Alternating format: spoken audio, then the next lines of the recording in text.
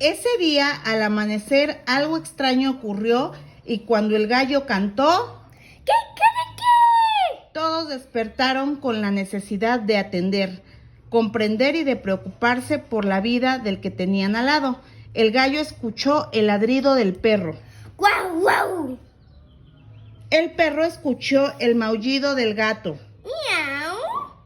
El gato aprendió a volar como el pájaro. ¡Pío, pío! El pájaro miró roer al ratón. El ratón aprendió a tejer como la araña. La araña escuchó el zumbido de la mosca. La mosca escuchó el relincho del caballo. ¡Guau! El caballo aprendió a mugir como la vaca. ¡Mu! ¡Mu! La vaca aprendió a balar como la oveja.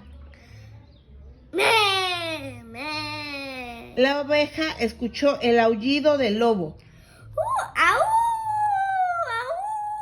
El lobo escuchó el gruñido del oso.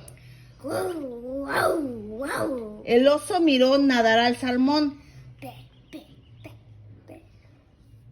El salmón entendió cuando le habló el pescador. Pu, pu.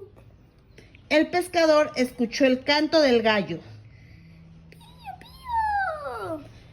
El gallo cantó y cantó. Ti, ti.